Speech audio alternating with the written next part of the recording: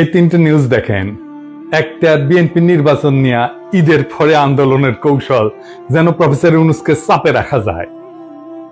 ইন্ডিয়ার বক্তব্যে বাংলাদেশে অন্তর্ভুক্তিমূলক নির্বাচনের মধ্যে দিয়া সব বিষয়ের নিষ্পত্তি চায় ভারত, যেন বাংলাদেশ ভারতের একটা প্রদেশ। আর ওয়াকারের ডিসেম্বরের মধ্যে নির্বাচন হওয়া উচিত। ডক্টর ইউনূস সম্ভবত পদত্যাগ করতে যাচ্ছেন। সম্ভবত পদত্যাগ করতে যাচ্ছেন মানে তিনি পদত্যাগের কথা ভাবছেন, এই কথা আনুষ্ঠানিকভাবে জানিয়েছেন ডক্টর মোহাম্মদ ইউনূসের সাথে সাক্ষাৎ করে নাহিদ ইসলাম, এনসিপি এবং সাবেক ছাত্র নেতা। ডক্টর ইউনূস পদত্যাগ করতে চাইছেন, গতকাল দিনভর এই আলোচনা চলেছে।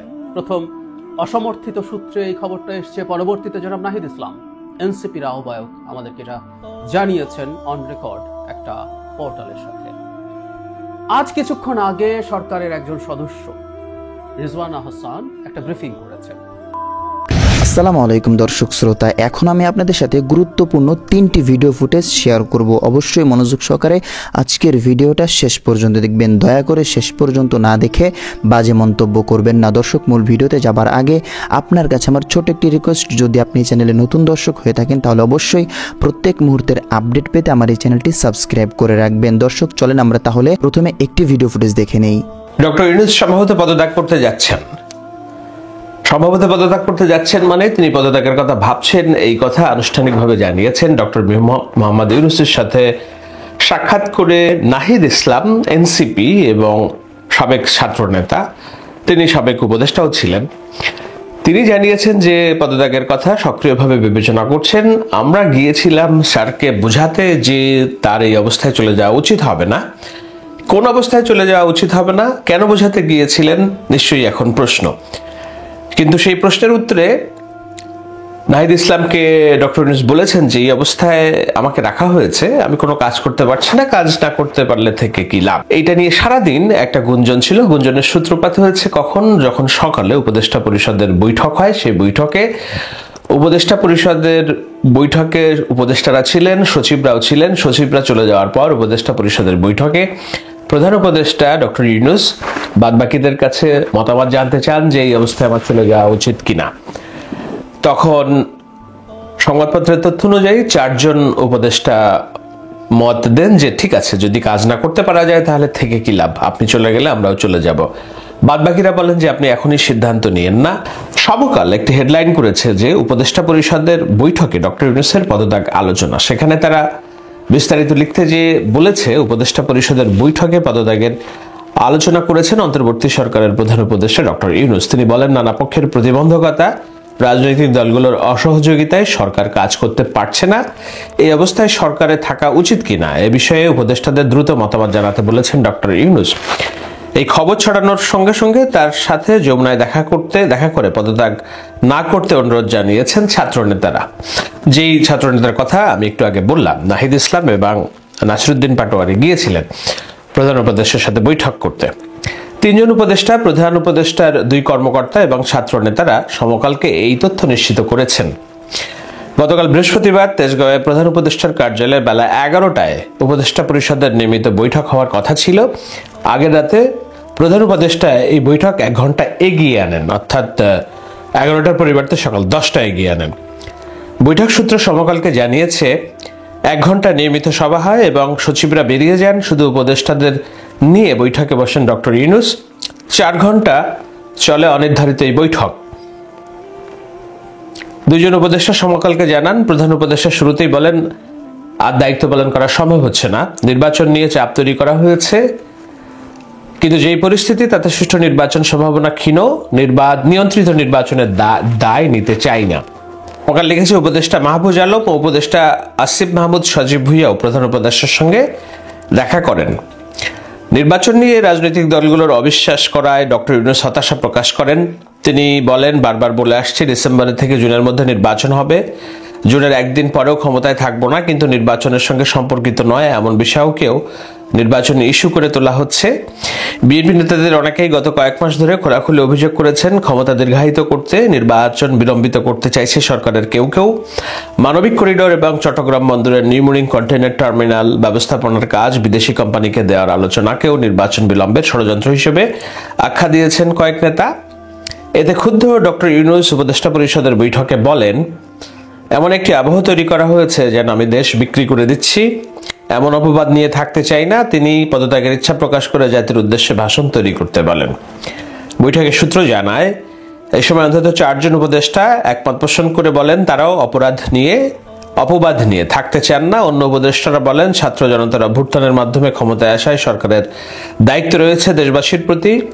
এই অস্থিতিশীল সময়ে সরকার বিদায় নিলে দেশের পরিস্থিতি আরো খারাপ হবে, এই দায় ইউনূসকে নিতে হবে। তখন ইউনূস উপদেষ্টাদের শনিবারের মধ্যে মতামত দিতে বলেন উপদেষ্টারাই ঠিক করবেন সরকারে থাকবে কি না। তবে একজন উপদেষ্টা সমকালকে বলেছেন, শনিবারের মধ্যে নয়, দ্রুত মতামত দিতে বলেছেন প্রধান উপদেষ্টা, অর্থাৎ দ্রুত, শনিবারের মধ্যে নয়, দ্রুত।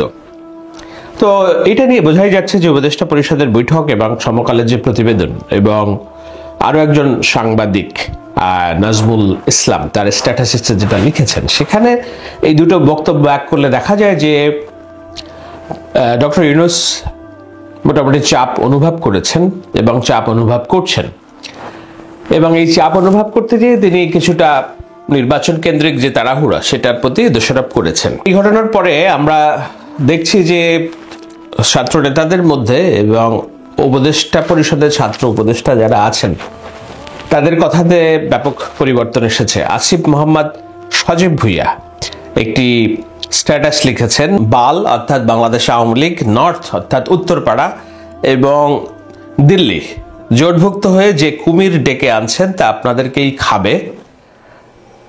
You are not one of them, just coopted temporarily. আপনারা এটার পার্ট না, কিন্তু আপনারা মনে করছেন যে এটা আপনাদের সহযোগী।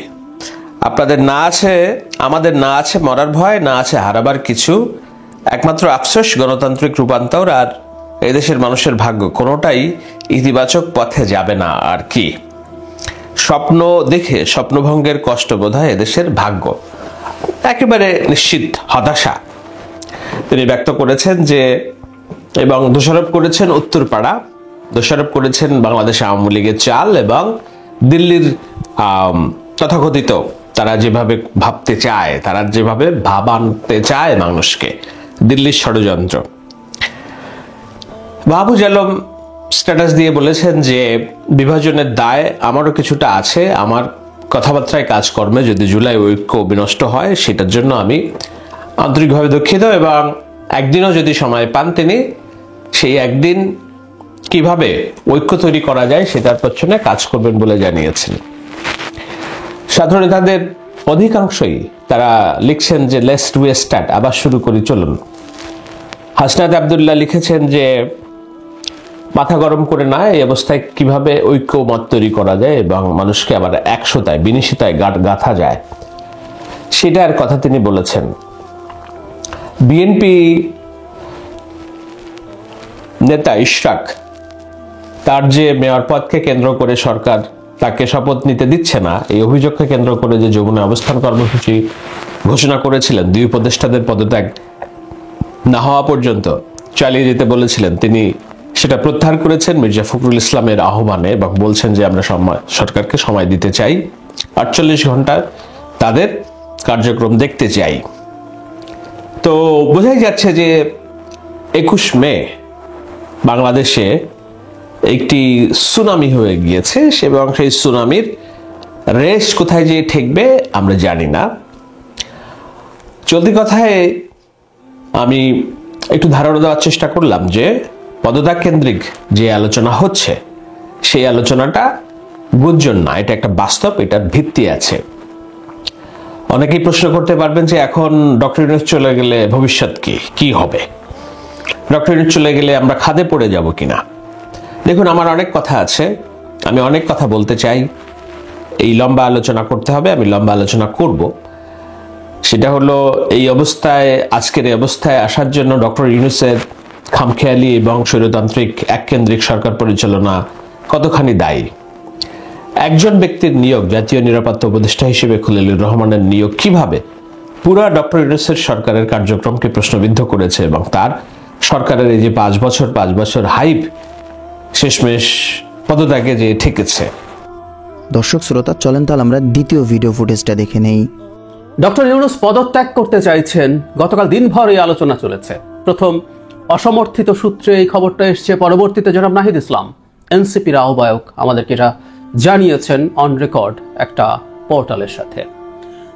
আজ কিছুক্ষণ আগে সরকারের একজন সদস্য রিজওয়ানা হাসান একটা ব্রিফিং করেছেন, সেখানে তারা আসলে ঠিক কি ভেবেছেন, কি পরিস্থিতি হয়েছে সেগুলো নিয়ে আলোচনা করেছেন। আমরা সেটা নিয়ে একটু অ্যানালাইজ করতে চাই।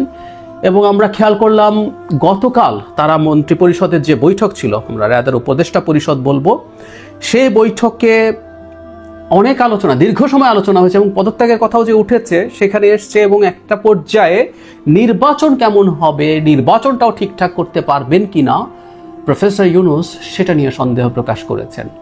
তিনি গতকাল প্রথম আলোতে এভাবে এসছে। এক পর্যায়ে প্রধান উপদেষ্টা বলেন তারা যেন আরেকটি অন্তর্বর্তী সরকার গঠন করেন, কারণ তিনি চলে যেতে চান। বর্তমানে যে পরিস্থিতি আছে তাতে অবাধ ও নিরপেক্ষ নির্বাচন আয়োজন নিয়েও সংশয় প্রকাশ করেন তিনি। এই পরিস্থিতিতে নির্বাচন হলে ব্যালট ছিনতাইয়ের মতো ঘটনা ঘটলে পুলিশ প্রশাসন তা ঠেকাতে পারবে কিনা সে বিষয়ে সংশয় প্রকাশ করেন তিনি। অন্যদিকে ভালো নির্বাচন করতে না পারলে মানুষ তাকে দায়ী করবে বলেও আলোচনায় উল্লেখ করেন তিনি। তার এই সন্দেহ বা সংশয়ের কি কোনো ভিত্তি আছে?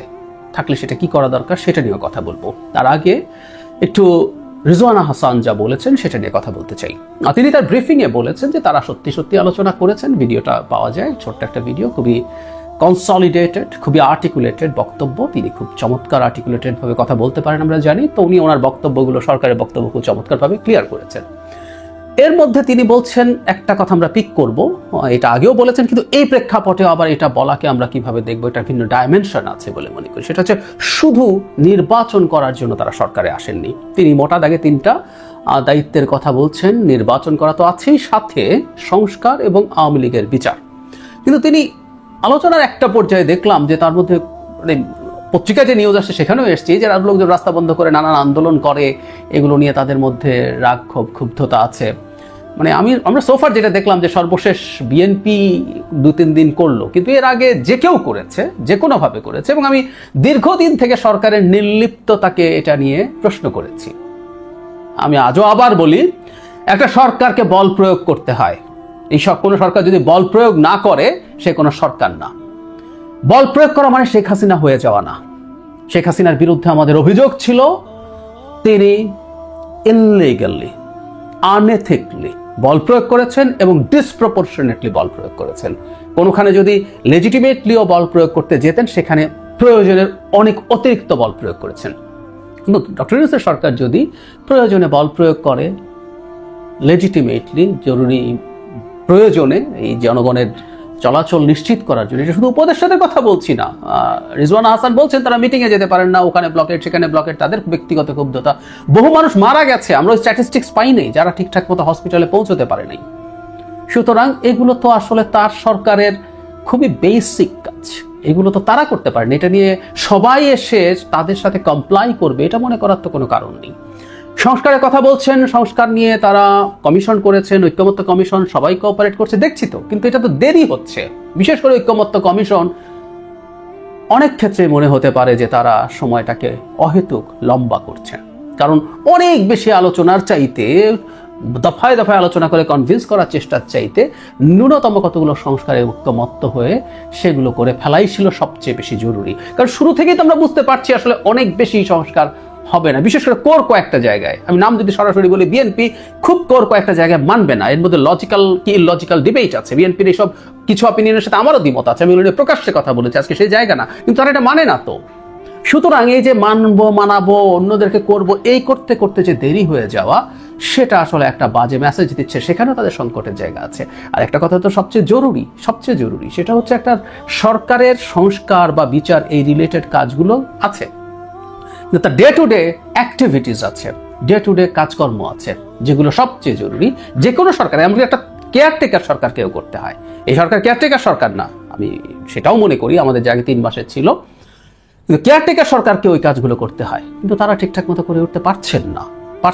বরং তাদের সরকারের সাথে যে প্রশ্নগুলো তারা এড়িয়ে যান, সাংবাদিকদের কোনো প্রশ্ন হয়তো উনি নেননি, যে তার সরকারের সাথে থাকা লোকজন, তার সরকারের মধ্যে থাকা লোকজন, আমি শুধু ভেতরে ভেতরে কথা বলছি না, প্রকাশ্যে কতগুলো আলাপ সামনে আনছেন, কতগুলো আলাপ করছেন, যেগুলো নিয়ে তারা আসলে একেবারে চুপ করেছিলেন। ক্যাবিনেটে বসে সেনাপ্রধান এবং প্রধান উপদেষ্টার মধ্যে দ্বন্দ্ব তৈরির চেষ্টা হয়েছে না? হয়েছে। তিনি অ্যাপোলোজাইজ করেছেন? করেননি, তাকে ক্যাবিনেট থেকে সরানো হয়নি। সুতরাং এবং কারো হয়ে কোন একটা গোষ্ঠীর হয়ে যে এটা করছেন, এটার প্রমাণ আছে, আমি নিজে দিয়েছি এখানে। কি করেছেন তারা? তো তাহলে ওই গোষ্ঠীটা যা করছে তার দায় দায়িত্ব কি তারা নেবেন, নিচ্ছেন? বাংলাদেশের সংকট কিন্তু সংস্কার, বিচার এগুলো নিয়ে হয় নাই। বাংলাদেশের সংকট হয়েছে, বিএনপি রাইটলি কাজটা করেছে, এটা রাষ্ট্রের স্বার্থে কাজ। আবারও বলি, বিএনপি নির্বাচন দিয়ে যদি ক্ষমতায় আসে এদেশকে স্বর্গ বানিয়ে ফেলবে মনে করি না, কিন্তু ওটাই আমাদের একমাত্র পথ, গণতান্ত্রিক পথে যাওয়া। সো বিএনপি যখন দেখেছে নির্বাচনটাকে সংশয়ে ফেলে দেওয়া হয়, ফেলে দেওয়ার পরিস্থিতি তৈরি হয়েছে, প্রেস সেক্রেটারি বেছে বেছে 5 বছর থাকার স্ট্যাটাস শেয়ার দিচ্ছেন, হালকা ঢঙে হলেও উপদেষ্টারা বলে ফেলছেন, মানুষ বলছে 5 বছর থাকি, কোন উপদেষ্টা বলে ফেলছেন কে বলেছে আমাদের ম্যান্ডেট নেই, আবার বলা হচ্ছে আমাদের সব ম্যান্ডেট আছে, এরকম নানা কিছু। সংস্কার বিচারের মনোযোগ নাকি এদিকে করিডোরের মতো ইস্যু, বন্দর নিয়ে স্ট্র্যাটেজিক সিদ্ধান্ত নেওয়া, এগুলো অনেক প্রধান হয়ে দাঁড়াচ্ছে, অনেক প্রধান হয়ে যাচ্ছে, মানুষ দেখছে। সো সংকট বা সংকট বা এটা নিয়ে সন্দেহ মানুষের মধ্যে তৈরি হবে। আবারও বলছি, এমন একটা নেক্সাসের সাথে এই সরকারের কারো কারো ক্লিয়ার অ্যালাইনমেন্ট আছে, যেটা পাবলিকলিও প্রকাশিত হয়েছে। সেই নেক্সাসের সাথে থাকা সরকারকে সন্দেহ মানুষ করবেই। সুতরাং সমস্যা আসলে ওগুলো না। আর শুধু নির্বাচনের জন্য আসেননি, দ্যাটস ট্রু, কিন্তু আবারও বহুবার বলেছে, আবারও বলতে চাই, নির্বাচনকে এত তুচ্ছ করে দেখার কিছু না। আমি এই সরকারের যে কারো সাথে একটা প্রকাশ্য ডিবেট করতে প্রস্তুত আছি। শুধু একটা নির্বাচন একটা স্টেটকে পাল্টে দিতে পারে, অনেকটুকু পাল্টে দিতে পারে, এবং অনেক সংস্কার করে, অনেক কিছু লিখে পড়ে, অনেক কিছু চমৎকার সংবিধান আইন লিখে একটা দেশ স্বর্গ বা গণতান্ত্রিক হয়ে যায়, এই চিন্তা যদি করে, এটা খুবই প্রিমিটিভ রং চিন্তা। পৃথিবীতে এই মুহূর্তের আলোচনা হচ্ছে এই লিখিত পড়িত থাকা অবস্থায়ও কিভাবে স্টেটগুলো অথরিটারিয়ান হয়ে ওঠে, ফ্যাসিস্ট হয়ে ওঠে। এখন তো ফ্যাসিবাদের আবার নতুন মাথা চাড়া দেওয়া হচ্ছে, একেবারে গণতন্ত্রের যে ভিত্তিভূমি সেই ইউরোপে এই আলাপগুলো আছে। সুতরাং এগুলো নিয়ে অতি বাড়াবাড়ি, আবারও সেই নির্বাচনকে সংশয়ে ফেলার চেষ্টা, এটা মনে হবার কারণ আছে। আমি বলছি না এগুলো করতে হবে না, এগুলো করতে হবে, কিন্তু ওই ধরনের একটা চেষ্টা হচ্ছে, এই সন্দেহ মানুষের মধ্যে আসতে পারে। সুতরাং নির্বাচনকে খুব তাচ্ছিল্য তারা সরকারের দিক থেকে যেন না করেন। আরেকটা কথা, প্রধান উপদেষ্টা যেভাবে নির্বাচন ঠিকঠাক মতো হতে পারে কিনা, ব্যালট বাক্স হয়ে গেলে সেটা ঠেকাতে পারবেন কিনা, এই জিনিসগুলো 10 মাস পরে কেন তিনি এসে বলছেন? ওনার তো প্রথম থেকে যদি এই ফোকাসটা থাকতো যে নির্বাচনী 1 নাম্বার ফোকাস, এই যাবতীয় সব চেষ্টা তিনি তখন থেকেই করতেন।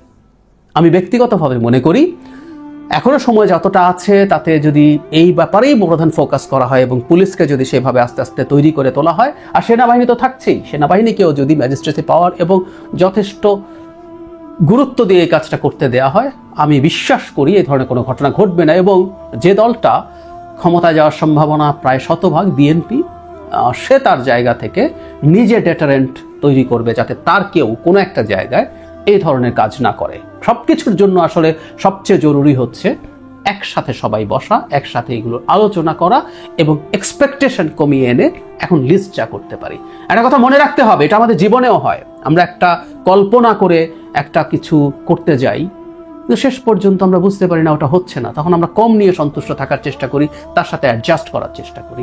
এই জিনিসগুলো থাকতে হয়। সুতরাং কি ম্যান্ডেট বা কি ইচ্ছা নিয়ে এসেছেন, এখন সেটা ধরে রাখতেই হবে, না হলে আমি চলে যাব। খুবই ম্যাচিওর্ড কথাবার্তা এগুলো, খুবই ম্যাচিওর্ড কথাবার্তা।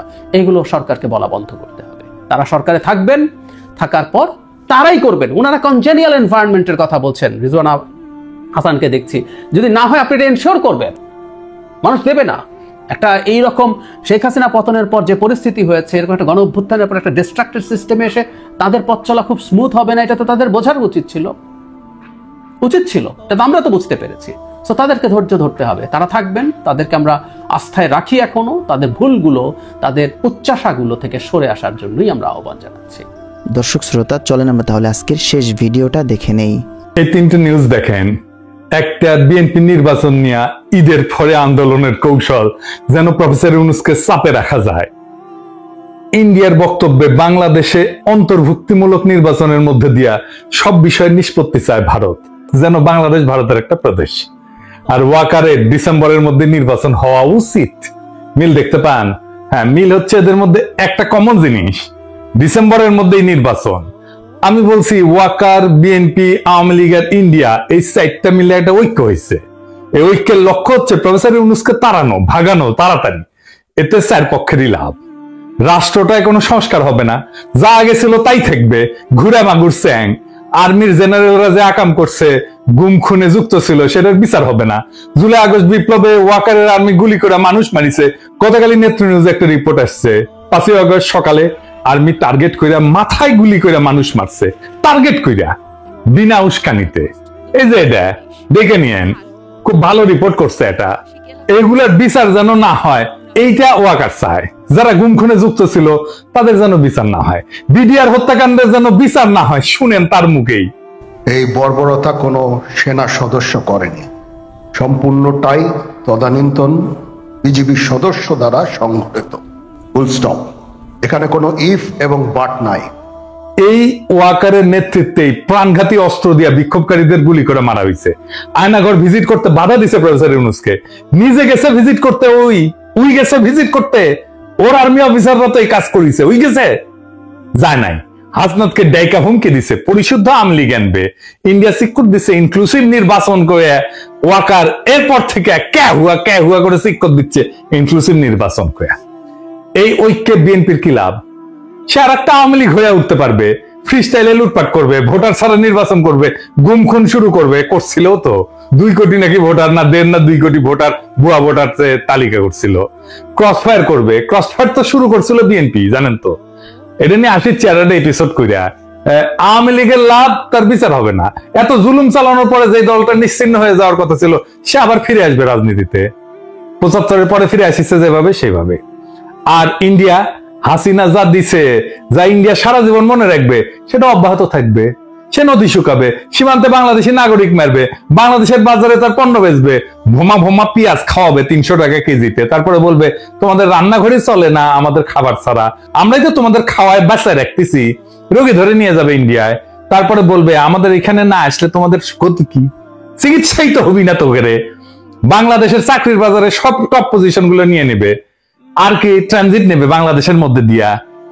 এই তো প্রফেসর ইউনূস অসংখ্যবার বলছে ডিসেম্বর থেকে জুনের মধ্যে নির্বাচন দিবে। এই সময়টা লাগবে তার সংস্কার করতে। এটা সহ্য হতেছে না, কারণ সংস্কার করলে তো সেই রাষ্ট্রে যথেচ্ছাচার চালানো যাবে না, ভারতীয় আধিপত্য চালানো যাবে না, লুটপাট চালানো যাবে না, আয়না ঘর বানানো যাবে না। এই সংস্কার কেন দরকার একটু বুঝে দেখি, আসেন। রাষ্ট্র কিছু প্রতিষ্ঠানের মিলিত শক্তি। একটা বিল্ডিং যেমন থামের উপরে খাড়ায় থাকে না, রাষ্ট্র দাঁড়ায় থাকে ইনস্টিটিউটের উপরে।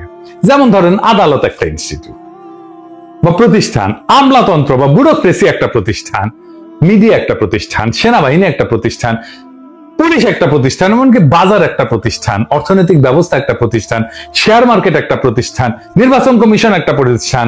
এগুলো কিসের উপরে টিকে থাকে, কার্যকর থাকে কিভাবে? একটা জিনিসে, একটা মাত্র জিনিসে এগুলো কার্যকর থাকে, সেটা হচ্ছে ট্রাস্ট বা বিশ্বাস। আপনার আদালতের উপরে বিশ্বাস থাকতে হবে যে আপনি ওখানে যে ন্যায় বিচার পাবেন। পুলিশের কাছে গেলে আপনি নিরাপত্তা পাবেন, বিশ্বাস থাকতে হবে। নির্বাচনে অবাধে ভোট দিতে পারবেন, এই বিশ্বাসটা থাকতে হবে। প্রশাসনের কাছে গেলে বিনা ঘুষে সেবা পাবেন, এই বিশ্বাস থাকতে হবে। আর্মি আমার রাষ্ট্রকে নিরাপত্তা দেবে, এই বিশ্বাসটা থাকতে হবে। সরকারি হাসপাতালে গেলে রোগের সুচিকিৎসা পাবেন, এই বিশ্বাসটা থাকতে হবে। শেয়ার মার্কেটে গেলে নিরাপদে বিনিয়োগ করতে পারবেন, এই বিশ্বাসটা থাকতে হবে। বাজারে স্বাস্থ্যসম্মত নিরাপদ পণ্য পাবেন সুলভে, এই বিশ্বাসটা থাকতে হবে। তো আপনি কি এইগুলা পান না? আপনি ভোট দিতে পারেন না। ঘুষ ছাড়া ফাইল নড়ে না। বাজার ফাংশন করে না। আপনাকে চাঁদা দিতে হয় ব্যবসা করার জন্য। ব্যাংকে টাকা রাখলে লুট হয়ে যায় সেই টাকা।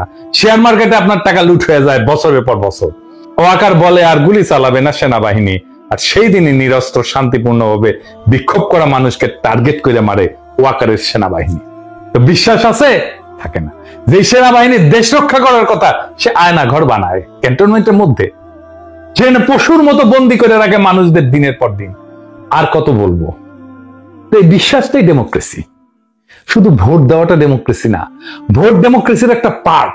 হাসিনা যে শুধু ভোট দিতে দেয় নাই তা না, সে ইনস্টিটিউট গুলোকে ধ্বংস করছে, ফলে রাষ্ট্র নাই হয়ে গেছে, ভেঙ্গে পড়ছে একেবারে। এইগুলা থেকে বিশ্বাস বা ট্রাস্ট নাই করে দেওয়া হয়েছে। সে বিশ্বাসকে প্রতিস্থাপন করছে কি দিয়া? ভয় দিয়া, টেরর দিয়া, ডেমোক্রেসির মধ্যে বিশ্বাসকে ভয় দিয়ে প্রতিস্থাপন কইরা স্বৈরাচার হয়, ফ্যাসিবাদ হয়। আপনি চিন্তা করে দেখেন, আপনার জীবন কাটতো ভয়, সারাক্ষণ ভয়, চাকরির ভয়, সম্পদ হারানোর ভয়, অপমানের ভয়, জেলে যাওয়ার ভয়, গুম হওয়ার ভয়, মাস্তানির শিকার হওয়ার ভয়। প্রফেসর ইউনূসের সরকারের টাইম লাগতেছে কেন সামাল দিতে? কারণ ভয় দিয়ে তো প্রফেসর ইউনূস শাসন করতেছে না, আর ইনস্টিটিউট গুলো তো দাঁড়ায় নাই। এই যে গ্যাপ, এই টাইমে রাষ্ট্র এই অবস্থাতেই থাকবে।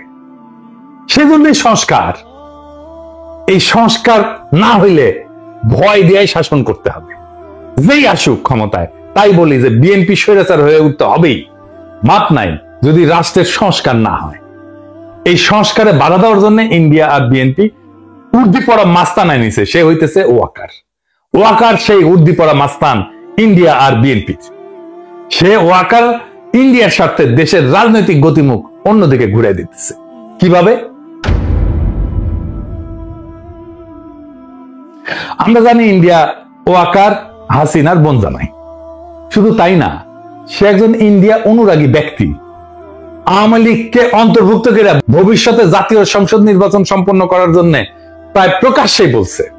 ওয়াকার নিয়মিত ইন্ডিয়ার সেনাপ্রধানের সাথে কথা বলে তার পরামর্শে কাজ করে। শুনেন ইন্ডিয়ার সেনাপ্রধানের কণ্ঠেই শুনেন। I'm in touch with the chief of Bangladesh during the time of when this changeover took place. I was in constant touch with him, and even thereafter in November 24 we had a video conference also. As far as the military cooperation is concerned, is again going up in the same way. Our officers have moved there for the NDC also. There is no let up on that side. When we talk about the relationship we should talk about when there is an elected government. So as of now, the relationship is with the military is well and perfect. এটা ভারতীয় সরকারের পক্ষ থেকে বারংবার দাবি করা হয়েছে। ভারতীয় মিডিয়ায় পালকি শর্মা ওয়াকারকে ভারতপন্থী জেনারেল বলে পরিচয় করায় দিছে। শুনেন। The army chief is against it. He is seen as a pro-India officer. Fascist হাসিনার পক্ষ অবলম্বন করে সে এই অপরাজনীতি করেই চলতেছে। এর বিপরীতে অন্তর্বর্তীকালীন সরকারের প্রধান উপদেষ্টা ডক্টর মোহাম্মদ ইউনূস কোনো রাজনীতি বুঝেন না বা করেনও না, অথবা করতে পারেন না। কিন্তু বিএনপির বিপরীতে ব্যাপকভাবে তার জনপ্রিয়তা বাড়তেছে। এর কারণ কি? তিনটা কারণ, প্রধান কারণ। প্রথমত, তার সরকার দুর্নীতিমুক্ত। তিনি খুনি হাসিনার আমলে যেভাবে বাংলাদেশকে লুটপাট করে দেউলিয়া করে ফেলা হয়েছে তার শক্ত হাতে বিচার করতে চান। দ্বিতীয়ত, দেশবাসীর সকল মৌলিক মানবিক এবং রাজনৈতিক অধিকার ছিনায় নেওয়ার অপরাধে তিনি ফ্যাসিস্ট হাসিনার আওয়ামী লীগে শক্ত হাতে শাস্তি দিতে চান। 3 নাম্বার, বাংলাদেশ স্বাধীন হওয়ার পরে গত 53 বছর ধরে এদেশের ভাগ্য নিয়ে ইন্ডিয়া যেভাবে সিনেমিনি খেলছে এবং দীর্ঘ 15 বছর ফ্যাসিবাদী দুঃশাসনকে সমর্থন দিয়ে তারা বাংলাদেশকে যেভাবে ভুগাইছে, তাতে তিনি ক্ষুব্ধ এবং ক্রুদ্ধ।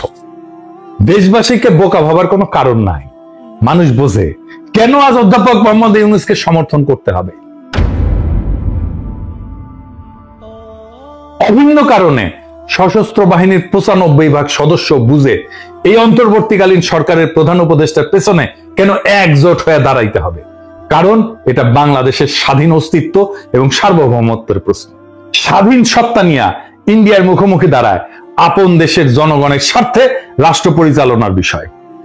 আজ সেই দেশবাসীরা যখন দাঁড়ায় যায়, তখন জেনারেল ওয়াকার সহ অল্প কিছু কর্মকর্তা ভিন্ন কিছু করার সুযোগ হারায় যায়। গত পরশুদিন বুধবার ঢাকা সেনানিবাসের সেনা প্রাঙ্গণে অফিসার্স অ্যাড্রেসে সেনা প্রধানের দেওয়া বক্তব্য বইলা গণমাধ্যম এবং সামাজিক মাধ্যমে যা প্রচার করা হয়েছে তা বিশ্লেষণ করলে 3টা সত্য উদ্ঘাটিত হয়। কি কি? 1 নাম্বার, ফ্যাসিবাদী দল আওয়ামী লীগের কার্যক্রম নিষিদ্ধ হওয়ায় জেনারেল ওয়াকার সহ তার ঘনিষ্ঠ সহযোগীদের ছোট্ট গ্রুপটা খুবই বিক্ষুব্ধ হয়ে পড়ছে। কোন কারণ না থাকার পরেও এই ক্ষুদ্র গোষ্ঠীটি বিচারের মুখোমুখি হওয়ার ভয়ে বা চাকরি হারানোর ঝুঁকিতে ক্লান্ত, হতাশ এবং কাতর হয়ে পড়ছে। দ্বিতীয়ত, সেই কারণে তারা অন্তর্বর্তীকালীন সরকারের সংস্কার কার্যক্রম, রোহিঙ্গা প্রত্যাবর্ষণের লক্ষ্যে গৃহীত পদক্ষেপ এবং জুলাই ঘোষণা এবং প্রক্লেমেশনকে বাধাগ্রস্ত করার উদ্যোগ নিছে। তৃতীয়ত, সরাসরি জাতীয় স্বার্থের বিরুদ্ধে অবস্থান নিয়ে এই গোষ্ঠীটি শত্রু ভাবাপন্ন ইন্ডিয়ার স্বার্থকে অগ্রাধিকার দিচ্ছে। প্রতিবেশী এই দেশটার পক্ষ নিয়ে তাদের এজেন্ট হিসেবে বাংলাদেশ বিরোধী কার্যক্রমে লিপ্ত জনধিকৃত ফ্যাসিস্ট দলটিকে সঙ্গে নিয়ে সকল দলের অংশগ্রহণের মধ্য দিয়া অন্তর্ভুক্তিমূলক জাতীয় সংসদ নির্বাচনের তত্ত্ব হাজির কইরা প্রধান উপদেষ্টার উপর চাপ সৃষ্টি করতেছে। জাতীয় স্বার্থ বিরোধী অন্তর্ঘাতমূলক অপকর্মে জড়িত জেনারেল ওয়াকার চক্র ইন্ডিয়ার পাশাপাশি বিএনপিকে তাদের সাথে যুক্ত করতে পারছে। লক্ষ্য করলে দেখবেন, একদিকে ইন্ডিয়া একের পর এক বাংলাদেশের স্বার্থ বিরোধী নানান ব্যবস্থা নিচ্ছে, অন্যদিকে বিএনপি দেশব্যাপী অস্থিতিশীলতা সৃষ্টি করার লক্ষ্যে লাগাতার ভাবে নানা ক্ষতিকর কর্মসূচি দিয়ে যাচ্ছে। সেনাপ্রধান, ইন্ডিয়া এবং বিএনপির মধ্যে আজ যে রাজনৈতিক সমঝোতা গড়ে উঠছে, এইটা তার ইঙ্গিত বা প্রমাণ। শুধু তাই না, দেশবাসী বিস্ময়ের সঙ্গে লক্ষ্য করতেছে মাঝে মধ্যেই জেনারেল ওয়াকার চাকরিজীবী হিসেবে তার সরকারি চাকরির কাজের সীমানা অতিক্রম করে রাজনীতি নিয়ে বিতর্কিত মন্তব্য করে যাচ্ছে। তার পছন্দের নিষিদ্ধ দলটার পক্ষ অবলম্বন করে সশস্ত্র বাহিনীকে অপব্যবহারের চেষ্টা চালাচ্ছেন, যা ফ্যাসিবাদের অন্ধকার যুগে কখনোই তাকে করতে দেখা যায়নি। ফ্যাসিবাদের অন্ধকার যুগে কখনোই সে সরকারের উপরে চাপ সৃষ্টি করে নাই। তিনি তখন খুনি হাসিনাকে সেবা দান এবং ঘাতক, হন্তারক এবং লুটেরাদের ক্ষমতা নিরঙ্কুশ এবং চিরস্থায়ী করার কাজে ব্যস্ত ছিলেন। বিগত মাসগুলোতে ইন্ডিয়ার পত্রপত্রিকায় বাংলাদেশের রাজনৈতিক পরিস্থিতির ব্যাপারে যে সমস্ত বৈরী সংবাদ বিশ্লেষণ প্রকাশিত হয়েছে, এর অনেক কিছুই গত বুধবার সেনাবাহিনী প্রধানের কণ্ঠে উচ্চারিত হয়েছে। এতে বাংলাদেশ রাষ্ট্র, অন্তর্বর্তীকালীন সরকার এবং জুলাই গণ অভ্যুত্থানের প্রতি তার আনুগত্য নিয়ে দেশবাসীর মনে গভীর প্রশ্ন সৃষ্টি হয়েছে। এতে আমরা শঙ্কিত, হতাশ এবং বিক্ষুব্ধ।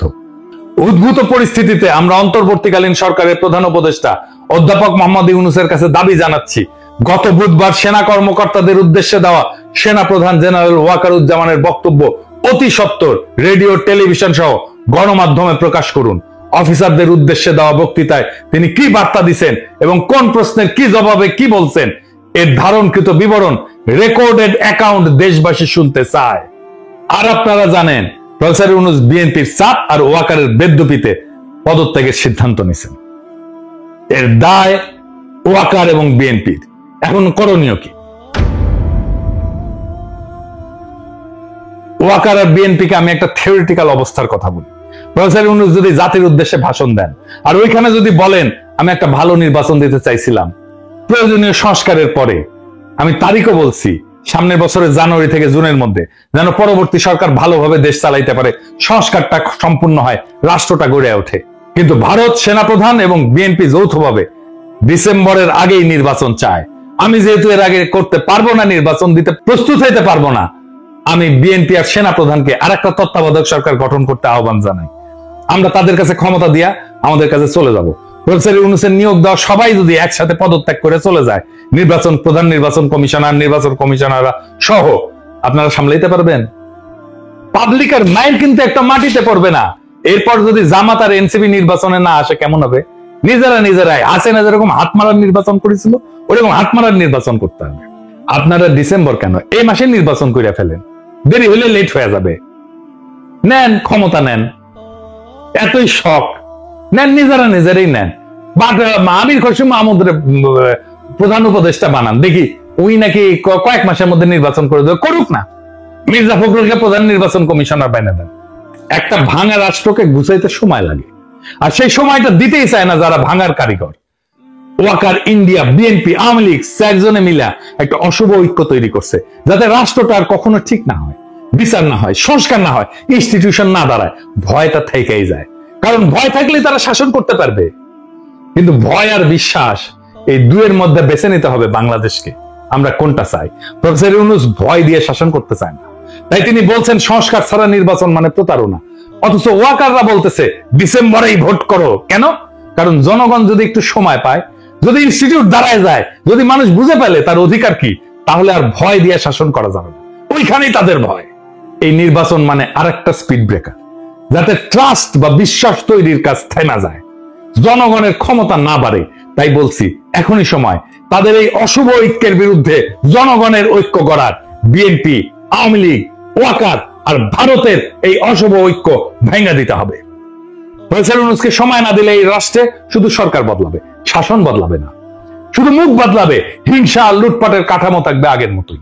তাই প্রশ্ন একটাই, আপনি কি ভয় দিয়ে শাসিত হতে চান, নাকি বিশ্বাসের উপরে দাঁড়ানো একটা স্বাধীন গণতান্ত্রিক রাষ্ট্র চান? উত্তর শুধু আপনার না, পুরো জাতির। এবং যদি জাতি ঠিক করে, তবে এই ডিসেম্বর তাদের ডিসেম্বর হবে না, আমাদের হবে। ইনকিলাব জিন্দাবাদ। তো প্রিয় দর্শক, আজকের ভিডিও পর্যন্তই ছিল। দেখা হচ্ছে পরবর্তী কোনো আপডেট ভিডিওতে। সে পর্যন্ত সুস্থ থাকবেন, ভালো থাকবেন, আমার জন্য দোয়া করবেন। আসসালামু আলাইকুম রহমতুল্লাহি তাআলা ওয়া বারাকাতুহু।